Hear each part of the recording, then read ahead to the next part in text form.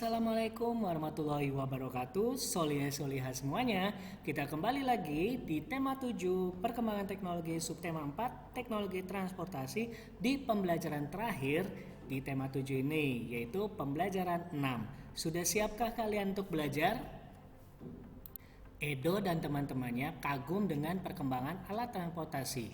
Alat transportasi digunakan untuk bermacam-macam kebutuhan.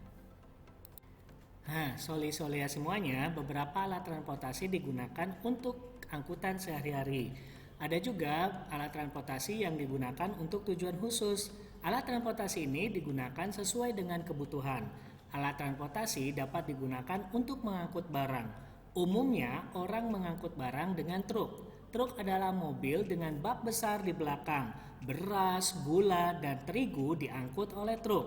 Pasir dan semen juga diangkut oleh truk. Truk dapat mengangkut bermacam-macam barang.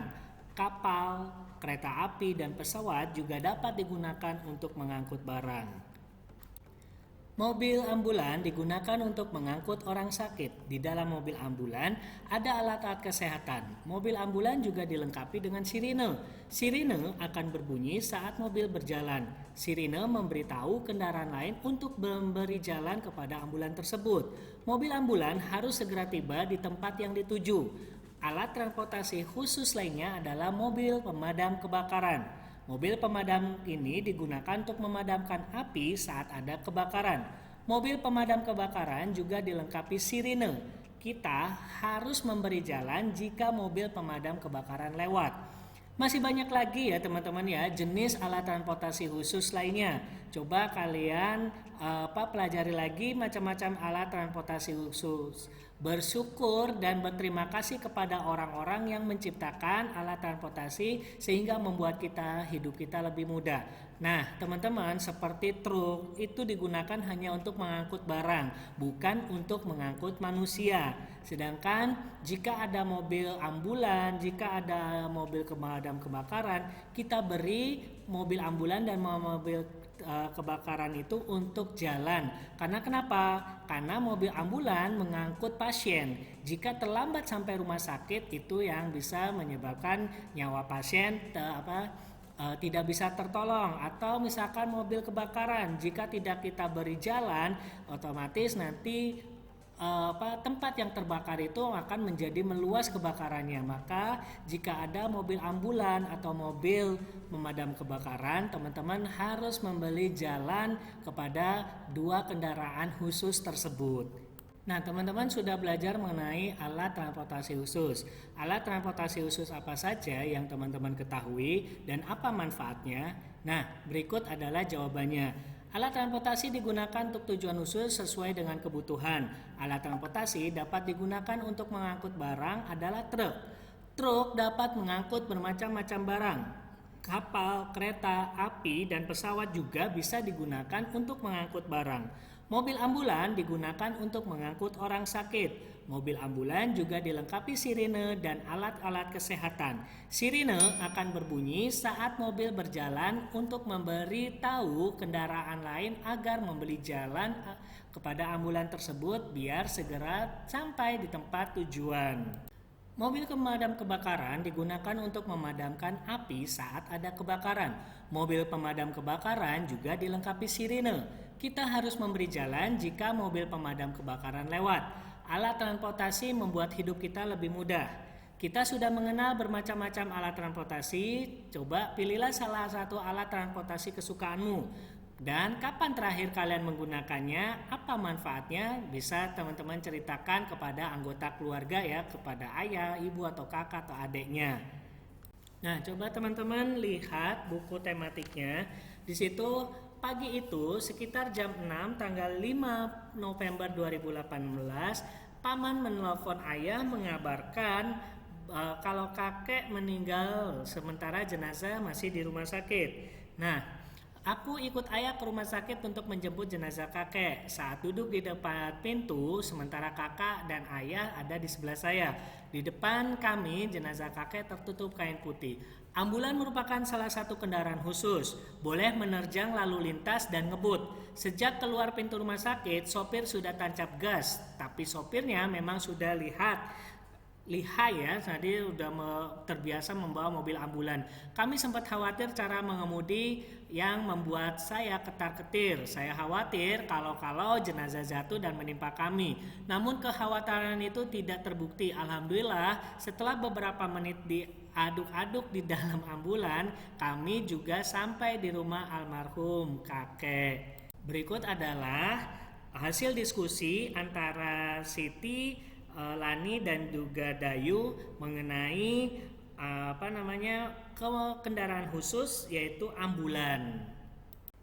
Ayah Siti sedang mengendarai mobil di jalan raya. Tiba-tiba terdengar sirene ambulan. Siti mengingatkan ayah menepi dan memberi jalan untuk ambulan. Ayah menghormati dan menghargai orang yang sakit. Orang yang sakit harus segera ditolong. Pernahkah kalian melihat ambulan yang membunyikan sirene di jalan raya? Ayo, adakah yang sudah pernah melihatnya teman-teman? Apakah semua mobil menepi seperti mobilnya Ayah Siti? Apa yang seharusnya dilakukan oleh mobil-mobil itu? Coba diskusikan dengan ayah atau ibu di rumah atau dengan anggota keluarga lainnya tentang pengalamanmu melihat atau bertepi ke pinggir untuk memberikan jalan kepada ambulan. Nah, di sini hasil diskusinya, ambulan merupakan kendaraan khusus yang digunakan untuk membawa orang sakit. Orang sakit harus segera ditolong. Sebagai pengguna jalan harus menghormati orang yang sedang sakit dengan cara memberi jalan kepada ambulan. Ambulan dan mobil pemadam kebakaran adalah alat transportasi khusus. Apa yang harus dan tidak boleh dilakukan oleh pengendara mobil lain ketika mobil ini membunyikan sirene? Jawabannya adalah mobil ambulan dan mobil pemadam kebakaran yang membunyikan sirene harus dilakukan, yaitu mobil lain segera berikan jalan atau menepi, dan jika ambulan telah lewat kembali kepada barisan semula.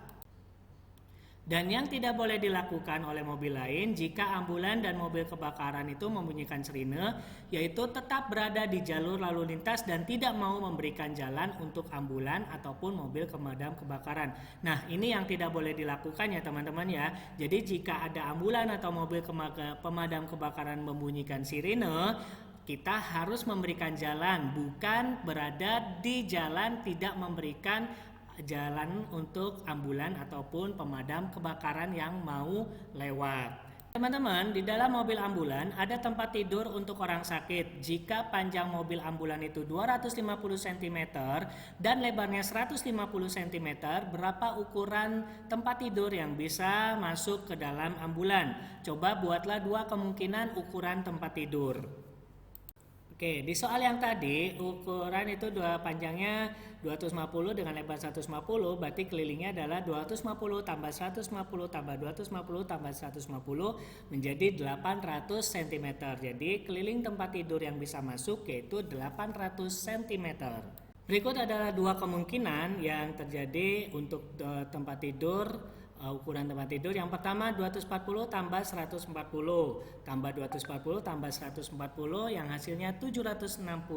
Sedangkan yang ukuran kedua 250 tambah 130 tambah 250 tambah 130 hasilnya 760 cm.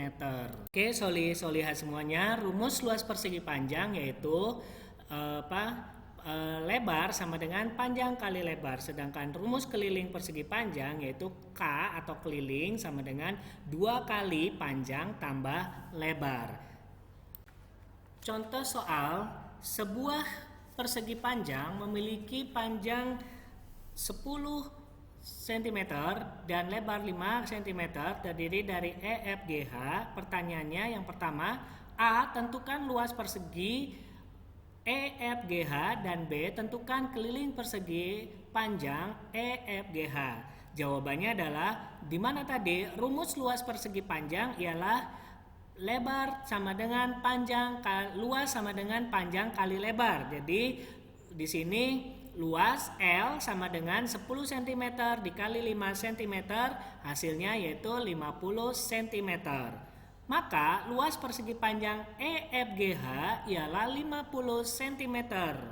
Nah, sedangkan rumus keliling persegi panjang EFGH yaitu 2 kali panjang tambah lebar. Berarti 2 kali 10 cm ditambah 5 cm sama dengan 2 kali 15. 15 dari mana? Yaitu 10 ditambah 5, berarti 15. Berarti 2 kali 15 yaitu 30 cm. Maka keliling persegi panjang EFGH adalah 50 cm. Yang perlu teman-teman ingat yaitu rumus luas dan rumus keliling persegi panjang. Di mana tadi rumus luas persegi panjang yaitu luas sama dengan panjang kali lebar, sedangkan rumus keliling 2 kali panjang tambah lebar. Jadi teman-teman, keliling pada suatu bangun datar adalah jumlah panjang dari garis tepi luar yang membentuk bangun datar tersebut. Jadi satuan dari keliling ini adalah hanya dalam satuan panjang saja. Contoh meter, kilometer, sentimeter, milimeter, dan satuan panjang lainnya. Nah, jadi teman-teman, itu yang harus kalian ingat yaitu rumus luas dan rumus keliling dari persegi panjang. Alhamdulillah, tema 7 subtema 4 sudah selesai. Artinya apa? Pembelajaran kita di tema 7 sudah selesai. Nanti kita lanjutkan tema 8 pada minggu depannya. Teman-teman, selamat belajar dan tetap semangat untuk belajar. Kita akhiri dengan membaca hamdalah. Alhamdulillahirrabbilalamin. Assalamualaikum warahmatullahi wabarakatuh.